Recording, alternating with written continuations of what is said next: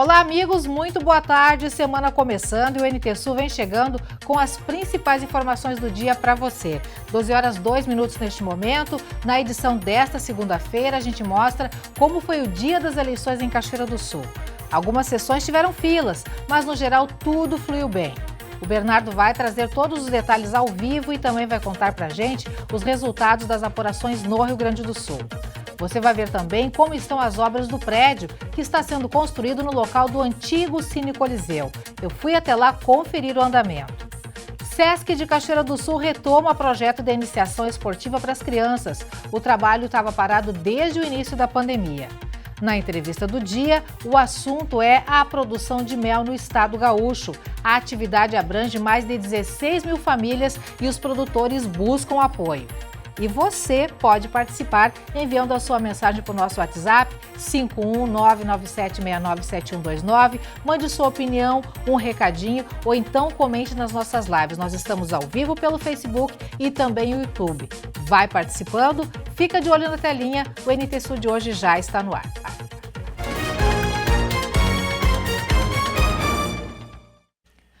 Daqui a pouquinho o Bernardo Miller está chegando então com todas as atualizações e informações sobre o dia de ontem, o Dia da Democracia em todo o Brasil. Continue ligadinho com a gente, viu? Também vamos querer saber pelas interações como foi o seu dia de democracia. Vamos agora começar o NT Sul com uma notícia bem interessante, bem legal para você que viveu em Cachoeira do Sul o tempo do Cine Coliseu. Lembra disso?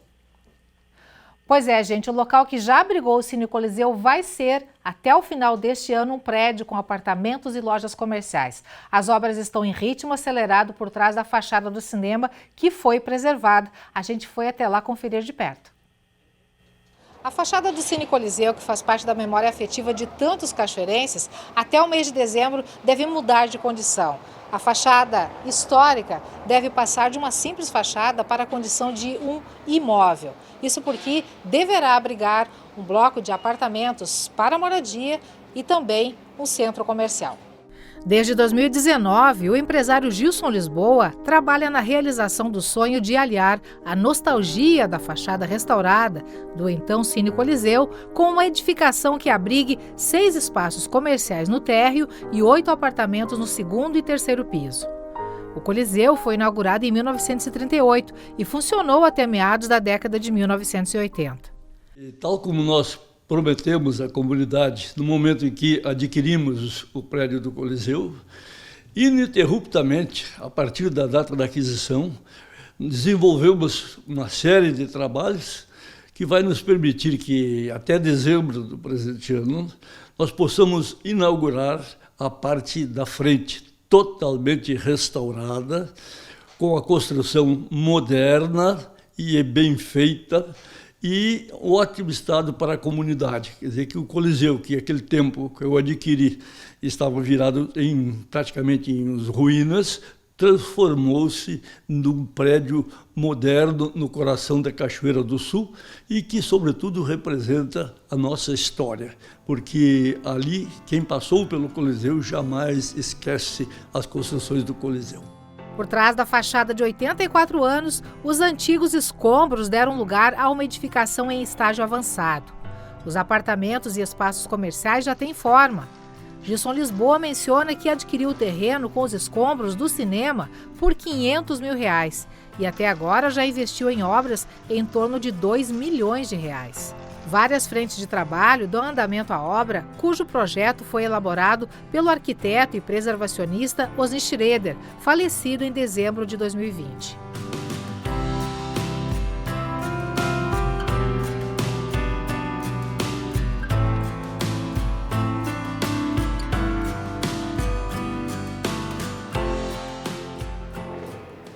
Eu estive aqui quando este local era puro escombro. Vocês podem ver aí no cantinho da tela, eu subindo essa escadaria, tudo muito diferente. O projeto do Osni Schroeder preservou o que pôde dos traços originais. Essa escadaria aqui, ó, dava acesso à parte superior do Cine Teatro Coliseu, a galeria, digamos assim, de onde as pessoas podiam assistir o filme de um ângulo diferenciado.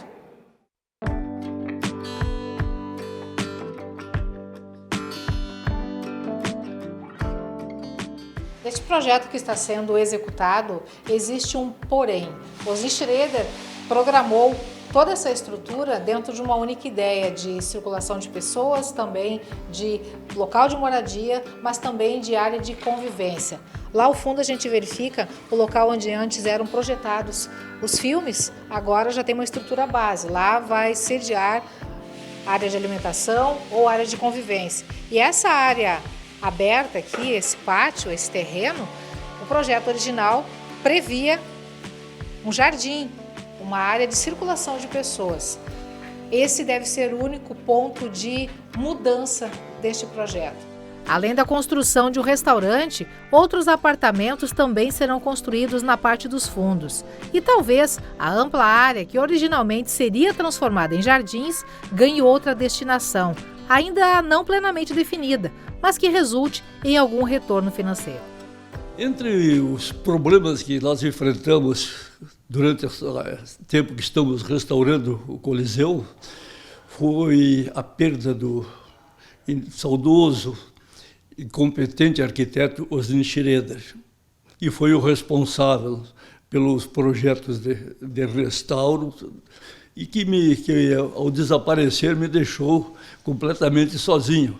Socorri-me de um engenheiro que vem me acompanhando, o Dr. Rafael Pena, que vem me acompanhando durante as obras que estou realizando na cidade há longos anos, e felizmente estamos levando o projeto tal como o Osni havia projetado. Mas temos compelidos a fazer algumas alterações, em virtude dos custos elevados da obra e os aspectos de beleza que estavam previstos.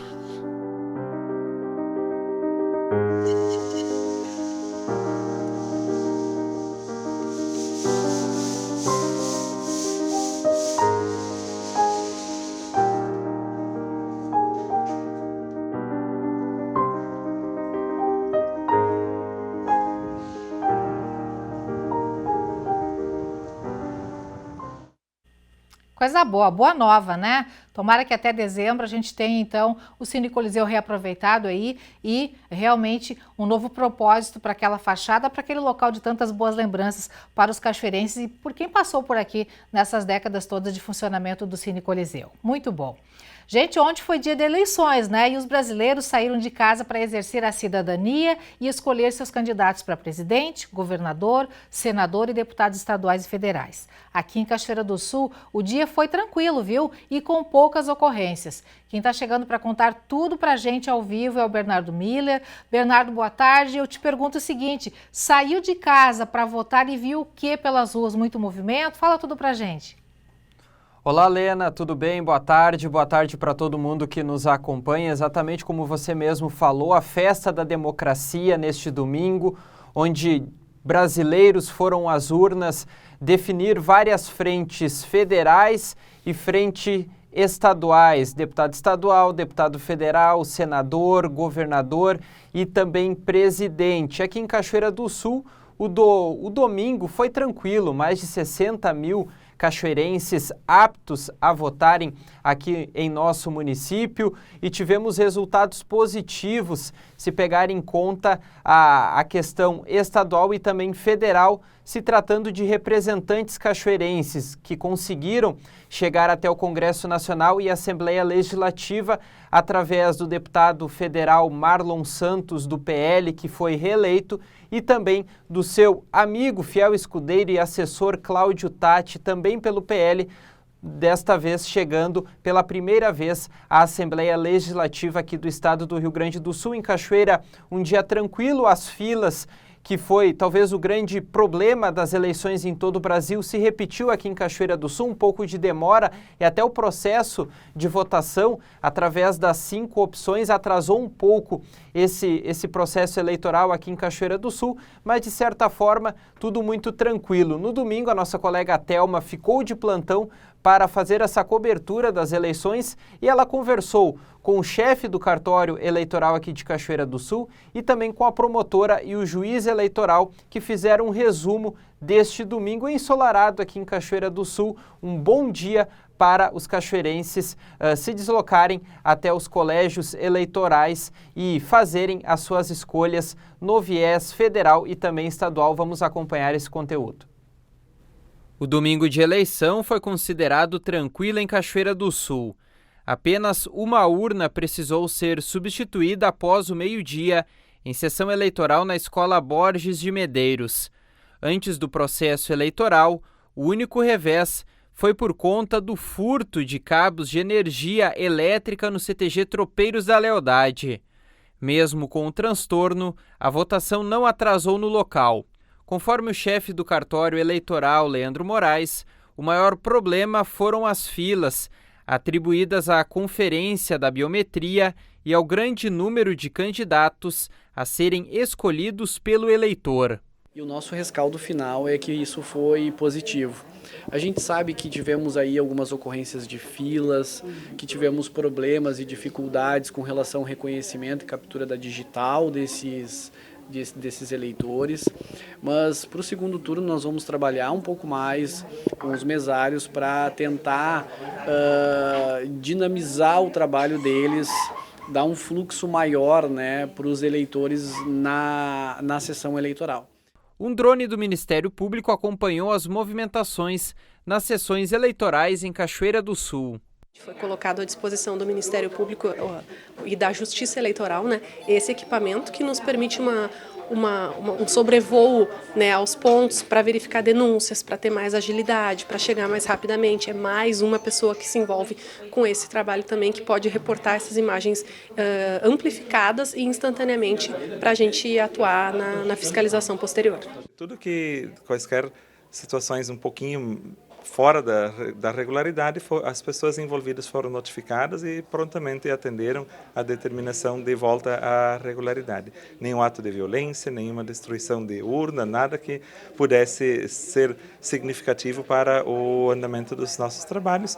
Procuramos demonstrar à comunidade que estava tudo nos conformes, que as pessoas poderiam votar com tranquilidade, que as pessoas não precisariam ir irritadas, porque nós estaríamos fazendo o nosso trabalho da melhor forma possível.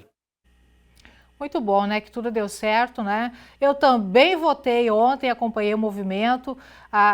Não teve assim quem não fosse votar e que de repente não olhasse em volta, acompanhasse o movimento e visse como estava acontecendo. E que bom que foi tudo assim na tranquilidade, né, Bernardo? Foi tudo com serenidade. As pessoas foram votar com aquela liberdade, com aquele sentimento bom de que cada um ia fazer sua escolha com convicção. E isso, felizmente, graças a Deus, foi tudo respeitado. As pessoas souberam entender isso.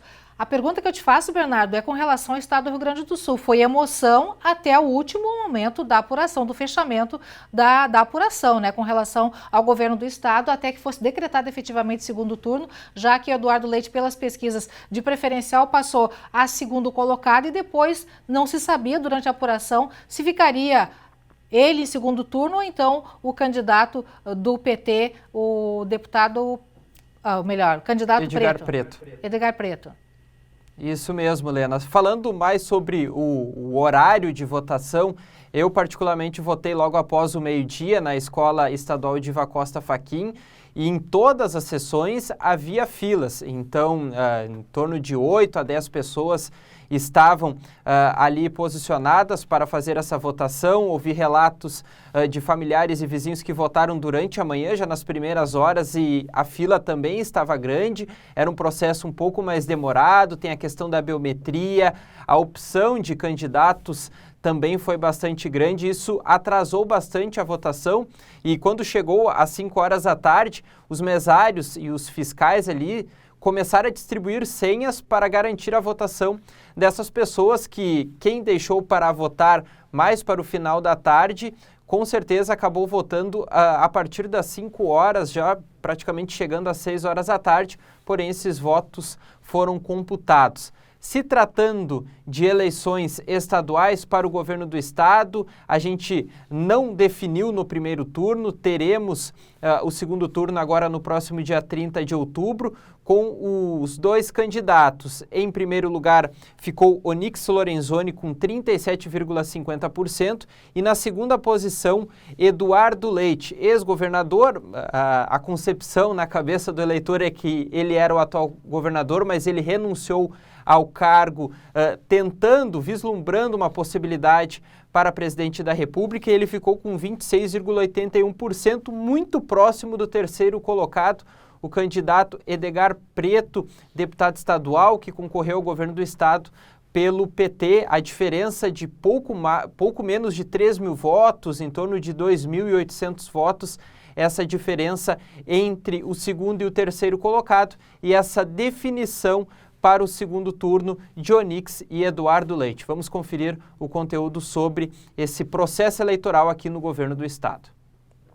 Onyx Lorenzoni, do PL, e Eduardo Leite, do PSDB, vão disputar o segundo turno das eleições no Rio Grande do Sul. Com 100% das urnas apuradas, o ex-ministro conseguiu 37,5% dos votos. Já o tucano entrou na disputa do segundo turno na contagem das últimas urnas, com 26,81%. A distância para o terceiro colocado, Edgar Preto, do PT, foi de apenas 2.441 votos. Abstenções, brancos e nulos somaram mais de 27%.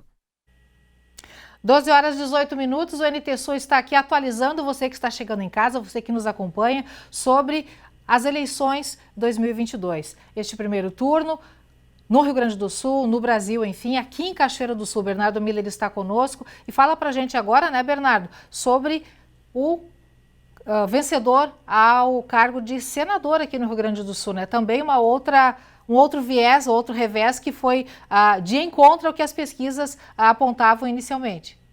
Sim, Lena, as pesquisas, de uma certa forma, em todo o Brasil, elas não resultaram o que as urnas apresentaram, e aqui no Rio Grande do Sul não foi diferente. Voltando um pouco à questão de governador, por exemplo, Eduardo Leite nas pesquisas aparecia na primeira posição, em segundo Onyx Lorenzoni. Essa situação se reverteu, Eduardo Leite perdeu força e o terceiro colocado, Edgar Preto, ficou muito próximo do tucano, o ex-governador que estava à frente do Palácio Piratini. Se tratando de Senado, o vice-presidente da República, Hamilton Mourão, general da reserva, que colocou seu nome à disposição dos gaúchos, foi eleito com 44% dos votos aqui no estado do Rio Grande do Sul, seguido de Olívio Dutra, com 37% dos votos. Olívio, representante do Partido dos Trabalhadores, também ex-governador aqui do estado do Rio Grande do Sul.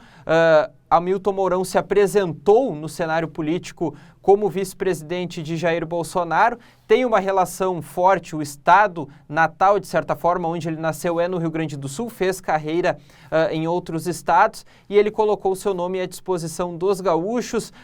Nos últimos dias antes da votação, aliou forças com a comandante Nádia, que era candidata do Progressistas, conseguiu uma votação mais expressiva e contrariando também as pesquisas, ele que se apresentou ali como segunda até terceira opção nesse domingo, conseguiu a eleição então com 44% dos votos. Vamos acompanhar essa eleição de Hamilton Mourão aqui no Rio Grande do Sul. O atual vice-presidente da República, Hamilton Mourão, do Republicanos, foi eleito senador aqui no Rio Grande do Sul.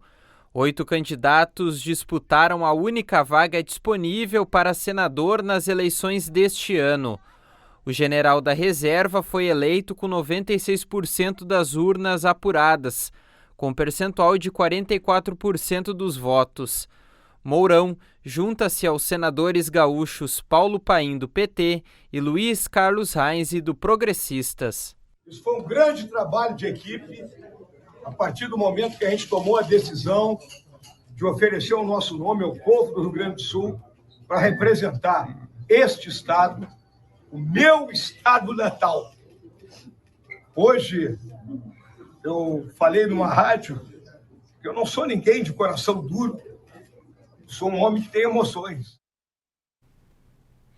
Aí então Hamilton Mourão visivelmente emocionado com a eleição aqui no estado do Rio Grande do Sul. Lena, se tratando agora do cenário para deputados federais e estaduais aqui no estado do Rio Grande do Sul, a gente teve duas boas notícias para a população aqui de Cachoeira do Sul. Marlon Santos, atual deputado federal, foi reeleito para mais 4 anos junto ao Congresso Nacional com uma votação de 85.911, em Cachoeira do Sul, 24 mil votos ele conseguiu aqui em Cachoeira do Sul, o seu principal reduto eleitoral. E para deputado estadual, tivemos a eleição de Cláudio Tatti, seu assessor político, amigo pessoal, fiel escudeiro, com 25.979 votos.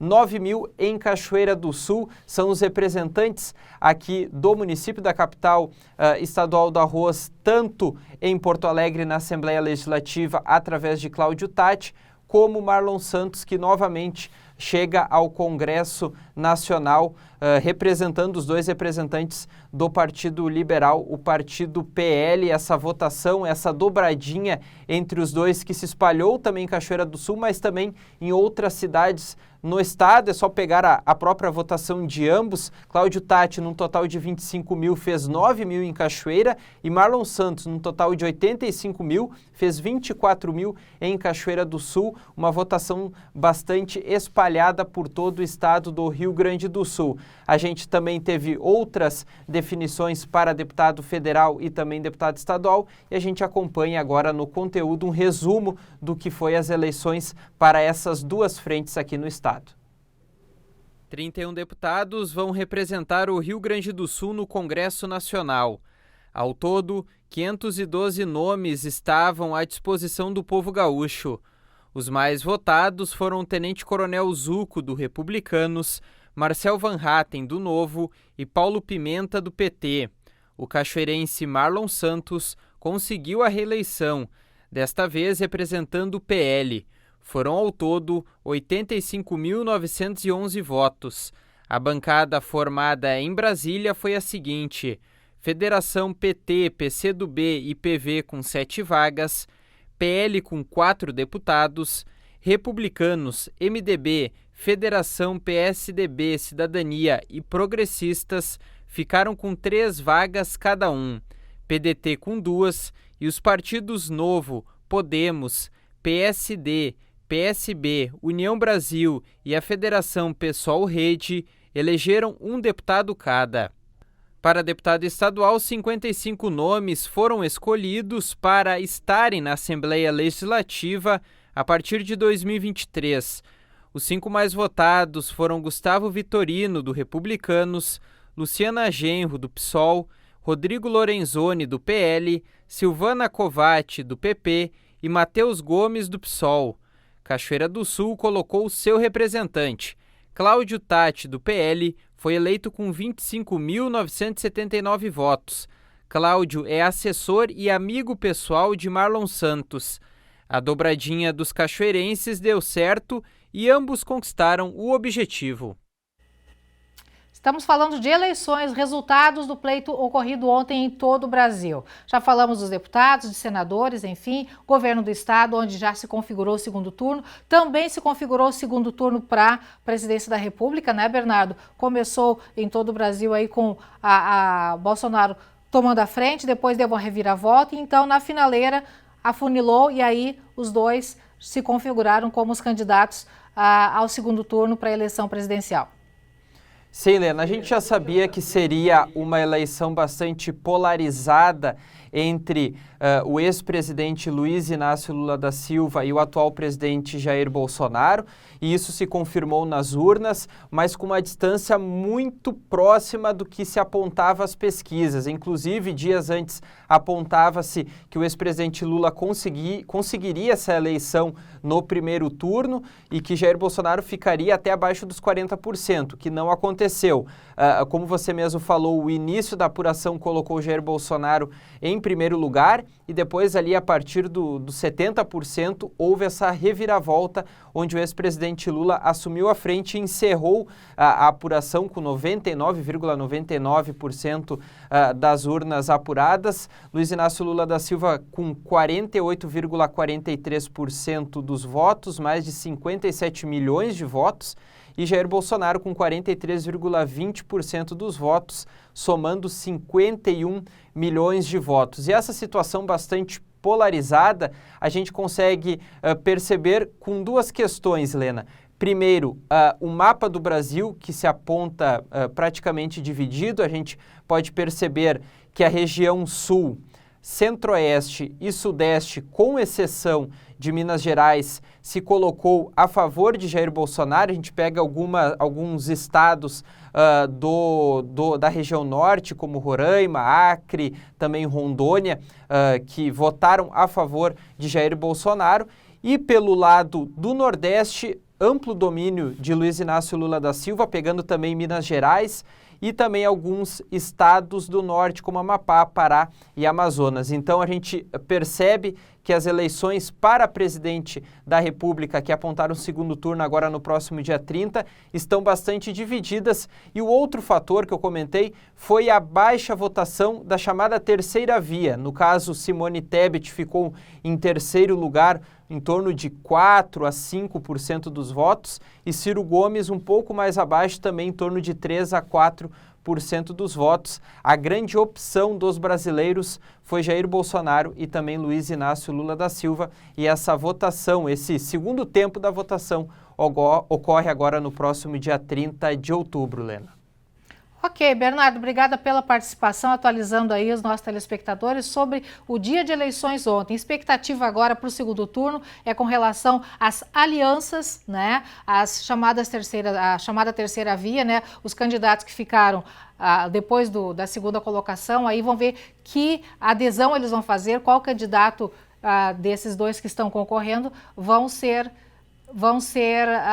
adotados, né, para a campanha, né, Bernardo? Porque agora tudo depende também desses que estão liderando as pesquisas, ou melhor, que estão liderando o pleito, né, os dois selecionados para o segundo turno, e também as adesões que virão por aí. Obrigada pela participação, Bernardo. Ok, grande abraço e uma boa segunda para todo mundo. Para todos nós. Muito bom. Bom, você que nos acompanha já sabe, né? Aqui todas as atualizações para você, e aqui também você também pode participar. Não quero saber quem você votou, mas eu quero saber como foi o seu dia de ontem.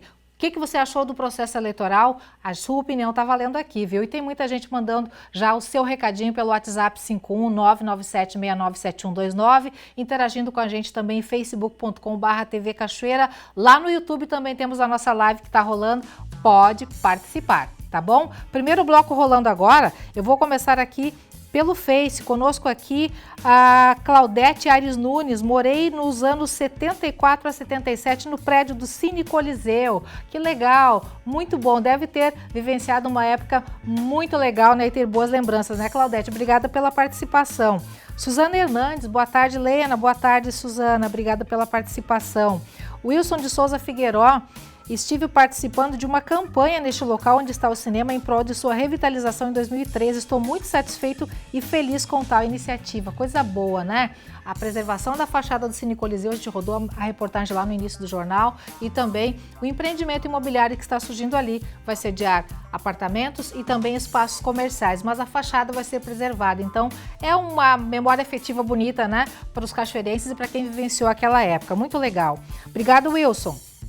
Sandra Ferreira conosco também, junto do Everson e do Edson, a Momoca Fontoura, Itamaratan também, Machado Vieira, boa tarde, Helena Caetano, e a todos o pessoal do NT Sul. Obrigada, Itamaratan, pela participação, boa tarde para ti também, excelente semana, viu? Quem mais aqui conosco? Fim de semana eu estive no bairro Noêmia, meu bairro do coração, como eu sempre digo, né? Minhas raízes, encontrei com gente querida, e eu soube por lá e fiquei muito feliz que o pessoal do bairro Noêmia é ligadão aqui no NT Sul. Abração especial para a Irene, que está à frente da TV neste momento, com certeza, o seu Ceni, também a Zaida. Visitamos a Zaida e ela é sempre ligadinha no NT Sul. Lena, não perco nunca, estou sempre ligada assistindo, e ela citou várias reportagens e históricos que passaram aqui pelo NT Sul como comprovação de que realmente é telespec fiel. A gente fica muito, muito feliz com esse retorno todo. Continuem com a gente e obrigada por todo esse carinho, tá? Um beijinho especial para cada uma de vocês. Vamos aqui para o WhatsApp? Valério Hunter, aqui de Cachoeira do Sul. Quero agradecer a todos os funcionários, enfermeiros e médicos do Hospital Santa Bárbara de Encruzilhada do Sul pelo ótimo atendimento prestado para minha esposa que fez uma cirurgia. O hospital está de parabéns pela atenção. Coisa boa, Valério. Obrigada por esse depoimento aí. Saúde para a tua esposa. Que coisa boa. Um abração então para o pessoal lá do Hospital de Encruzilhada. Obrigada aí pela participação, tá, amigo? Daqui a pouquinho, mais interações aqui. Continue mandando sua mensagem que a sua vez vai chegar. A gente vai para o intervalo agora. Na volta você confere a previsão do tempo para Cachoeira do Sul e ainda Sesc de Cachoeira retoma o projeto de iniciação esportiva para as crianças. O trabalho estava parado desde o início da pandemia. Na entrevista do dia, o assunto é a produção de mel no estado gaúcho. A atividade abrange mais de 16 mil famílias e os produtores buscam apoio. É depois dos comerciais, não sai daí que a gente volta logo.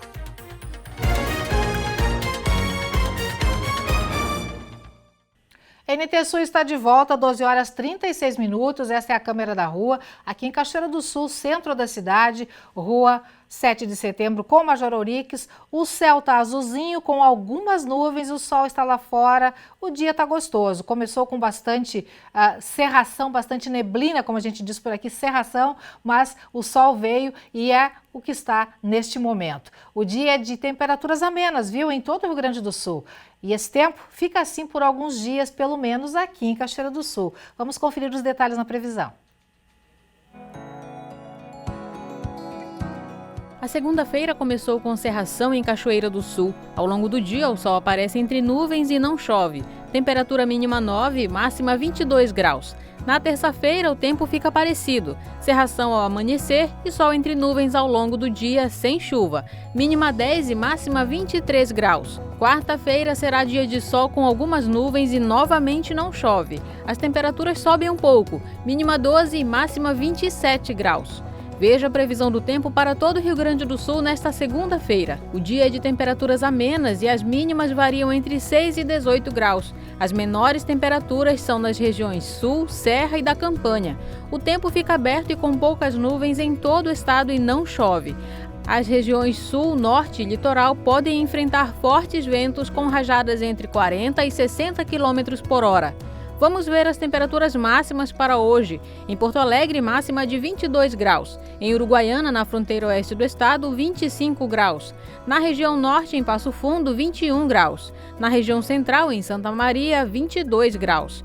Em Tramandaí e Torres, no litoral norte do estado, 21 graus. E em Pelotas e Rio Grande, na região sul, 22 graus.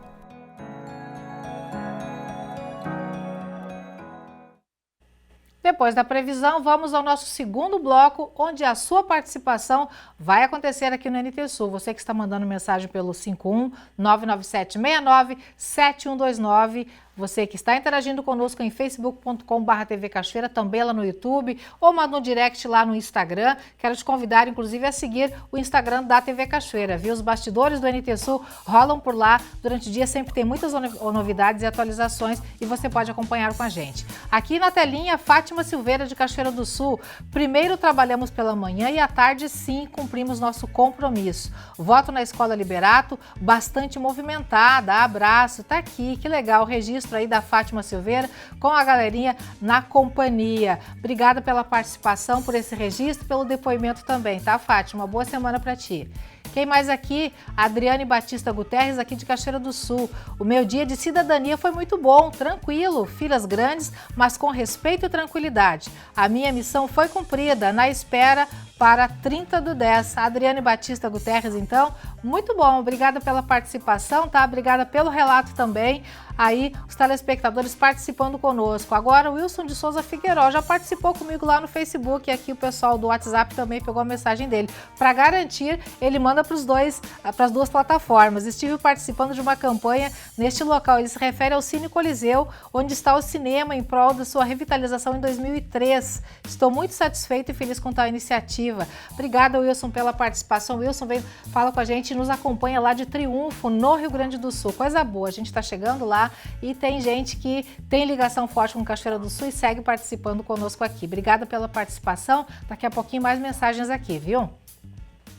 O Sesc de Cachoeira do Sul desenvolve desde muito tempo um projeto de iniciação esportiva para a gurizadinha. Mas com a pandemia esses trabalhos foram interrompidos. Agora o projeto está de volta e a todo vapor.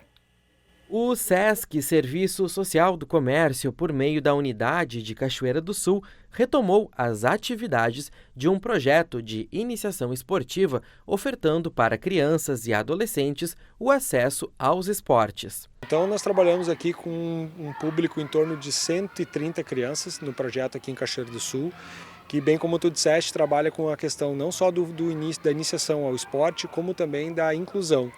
Nós temos as nossas turmas abertas, não trabalhamos especificamente somente com uma modalidade, trabalhamos com várias modalidades, porque o nosso intuito aqui é inserir a criança, o adolescente no esporte e desenvolver nele o gosto pela atividade física em si. E depois, num certo momento, a gente faz o encaminhamento, quando ele estiver mais preparado, a parte motora, a parte emocional, que ele estiver mais maduro, a gente vai fazer a conexão dele e fazer o encaminhamento para uma atividade onde ele possa buscar um rendimento ou uma especialização. O SESC sempre trabalhou com a parte da iniciação esportiva durante muito tempo, né? Então ela teve, aqui em Cachoeira do Sul, ela teve um pouco parada num período e retornou em 2021.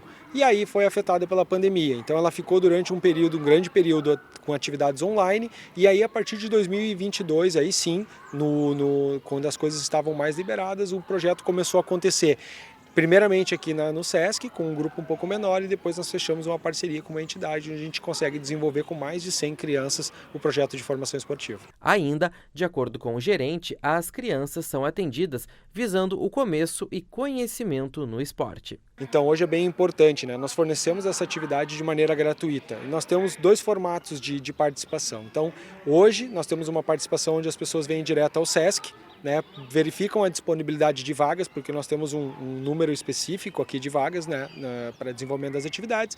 E no outro local que nós desenvolvemos a atividade, ela é uma atividade restrita ao público que frequenta aquele espaço, que é uma entidade, uma associação. Aqui, então, ele vai procurar, ele vai ver em que possibilidade ele vai se encaixar de cadastro, se ele vai se encaixar num cadastro de categoria PCG, que a gente chama, que é o nosso programa de comprometimento e gratuidade, que são com renda familiar até 3 salários mínimos. Então eles vão se encaixar dentro desse perfil, e quem não se encaixar dentro desse perfil vai se encaixar também num outro perfil que é de gratuidade, porém um pouquinho diferente, que não vai ter uma exigência tão grande de documentação.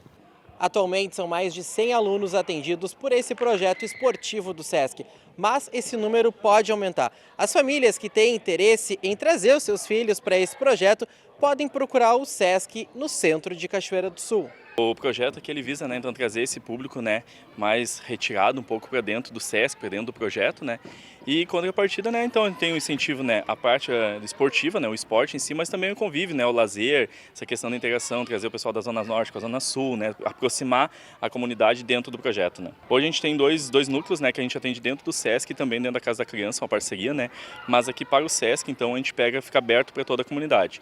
E lá dentro, em cima das parcerias que a gente já alinhou com eles, né, o público que eles mesmos atendem, a gente presta esse serviço lá dentro. Mas aqui, então, dentro das atividades, a gente busca trabalhar um pouco de tudo, né?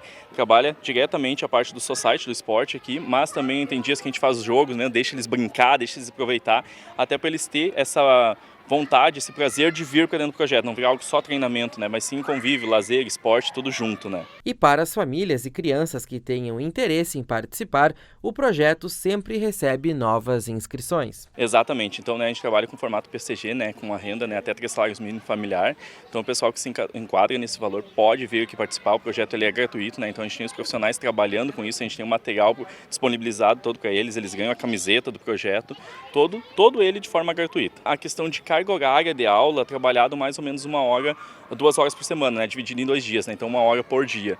Mas se estende, né, o decorrer de todo o ano, eles têm que manter uma frequência de aulas, né, para que eles possam continuar dentro do projeto, né.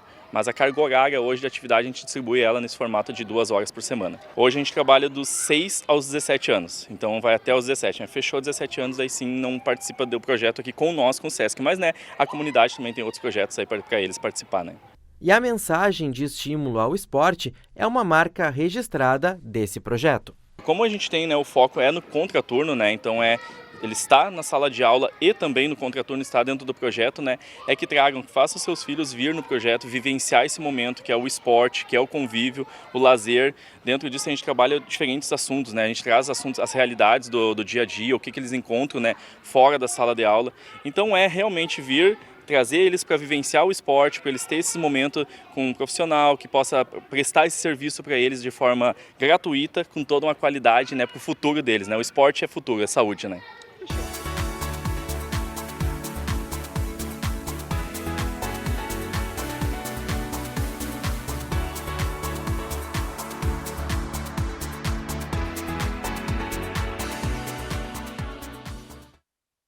Muito legal, galerinha na ativa. Gente, a União Central de Rizicultores de Cachoeira do Sul escolheu neste final de semana a nova diretoria da entidade. Carlos Augusto Varros foi escolhido como novo presidente pelos próximos 4 anos. Na Assembleia Geral da categoria, que defende os interesses dos produtores de arroz, os membros realizaram a prestação de contas, escolha da nova diretoria e conselho fiscal, além da deliberação sobre a anuidade da entidade, que está ativa desde 1939. E a Federação das Associações de Meliponicultores do Rio Grande do Sul lançou no início do mês uma carta aberta em defesa da atividade do mel no estado. A nota pede um apoio aos produtores e conscientização no avançado grau da intervenção humana nos processos ecológicos, com degradação sobretudo dos polinizadores. Segundo a Emater, essa atividade de cunho socioambiental abrange mais de 16 mil famílias. Exatamente, Helena, e a todos que acompanham o NT Sul, nós vamos falar com o presidente das associações de meliponicultura do estado do Rio Grande do Sul, conversar com o presidente Nelson Angnes, que vai falar sobre essa cadeia produtiva que de certa forma tem um trabalho um pouco discreto, mas de suma importância aqui no Rio Grande do Sul. Presidente, obrigado por nos atender. Falando sobre essa situação, essa carta aberta que foi repassada por parte da cadeia produtiva do mel às frentes governamentais para, enfim, trazer uma solução melhor para esse produtor de mel aqui do estado do Rio Grande do Sul. Vocês aproveitaram a edição da Expo Inter para abordar mais profundamente a situação atual dessa cadeia produtiva. O que o senhor pode resumir para nós aqui no NT Sul? Boa tarde. Boa tarde. É um prazer muito grande estar aqui e obrigado pela oportunidade dada para nós. Bom, nós criamos a Federação da Meliponicultura, a FEMERS, no Rio Grande do Sul, no dia 29 de julho, foi a data de fundação. Foi uma necessidade que tivemos, né, para representar os meliponicultores do estado do Rio Grande do Sul, porque precisam ter representação, precisam ter alguém que lute por eles, que batalha pelas necessidades que tem atualmente no setor, né? Então, nós lançamos uma carta à sociedade gaúcha para que todos saibam o objetivo, o porquê nós fizemos a Federação do Estado do Rio Grande do Sul, a FEMERS, né? Então, todo mundo pode ler a carta, está bem escrita ali, né? Foi bem redigida, muito estudada antes de divulgar, com muitos cuidados, né? E trazer para os principais pontos, né, das nossas ansiedades, dos nossos anseios e também das nossas necessidades no setor da meliponicultura, para que essa atividade tenha a possibilidade de progredir, crescer, ter sucesso na atividade. Nós temos mais de 16 mil famílias na atividade da meliponicultura, com uma renda familiar, mas a gente precisa também batalhar para a possibilidade, né, da produção, principalmente da criação das abelhas nativas, que já a gente fala sobre abelhas nativas, né?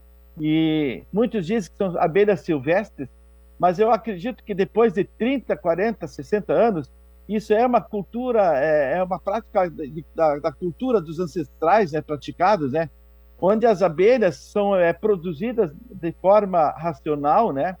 Os meliponicultores, através do trabalho deles, fazem a produção de enxames, Então, essas abelhas deixaram de ser silvestres há muitos anos e são denominadas abelhas domésticas, abelhas sem ferrão, abelhas mansas, que qualquer pessoa, desde a criança, os jovens, as pessoas de idade, podem trabalhar com essas abelhas, buscando um pouquinho do melhoramento na sua complementação de renda familiar, né?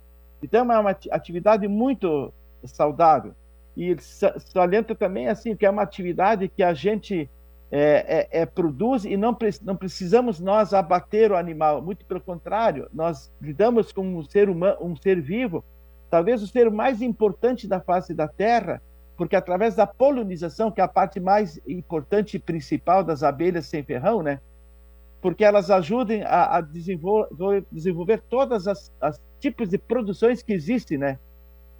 Através da polinização, nós temos as frutas, sementes, nós temos tudo que é produções para a alimentação e sustentação dos seres humanos e dos seres vivos. Então, é uma complementação da biodiversidade, né? Hoje o senhor percebe que essa atividade está enxugando, está diminuindo, as novas gerações não estão procurando a meliponicultura para dar o andamento e seguir essa agricultura familiar, de certa forma? Não, muito pelo contrário. Hoje, as novas gerações estão procurando se inserir na meliponicultura para criar abelhas e ter renda familiar para suas famílias. São pessoas jovens, com famílias, com 2, 3 crianças e que vejam que tem futuro nessa atividade, né? A venda de enxames, a produção de mel, própolis e pólen e meliprodutos, nós estamos com um avanço incrível, né? E o pessoal vê que isso tem futuro, né? Cada vez mais a gente vê novas pessoas entrando no ramo da atividade da meliponicultura. E a FEMERS tem essa grande preocupação, porque esse povo nós precisamos alcançar para eles técnicas de manejos e de como lidar com essas abelhas adequadamente, para que esses animais tenham um bom manuseio, uma garantia de vida, de ser bem manejados, bem trabalhados, e que realmente as famílias, as pessoas tenham sucesso na atividade dessa meliponicultura zootécnica. A gente fala em meliponicultura zootécnica, onde a gente cria abelhas, a gente produz e a gente tem comercialização dos produtos. Presidente Nelson, eu pego a situação da cadeia produtiva do leite como exemplo para a gente fazer uma comparação juntamente com a cadeia produtiva do mel, que é uma produção mais familiar, assim como a produção do leite. Porém, a frente leiteira sente muito a dificuldade em relação ao preço, a comercialização do leite e também o alto custo na produção para conseguir viabilizar um produto de qualidade. Hoje, como está a situação do mel, a produção do mel de qualidade? Como o senhor elenca a situação atual aqui no estado? Bom, a atividade leiteira, eles tiveram grandes dificuldades nos tempos atrás, e nós estamos nesse patamar de ter muitas dificuldades, porque é um setor novo, né? E a gente vai buscar melhorias para que a gente possa conseguir um preço, primeiramente colocar o produto no mercado, né? Nós ainda estamos com a carência da ajuda da Secretaria da Agricultura para que tenha a certificação, né, para que tenha as formas legais da comercialização dos produtos das abelhas nativas, né? Tem muitos travamentos que a gente sente que nos dificultando a nossa caminhada, e a gente vai brigar por isso, para que a gente consiga ir em frente, né? Porque a gente sabe que temos muitas dificuldades e a nossa organização é necessária, a gente tem essa conscientização.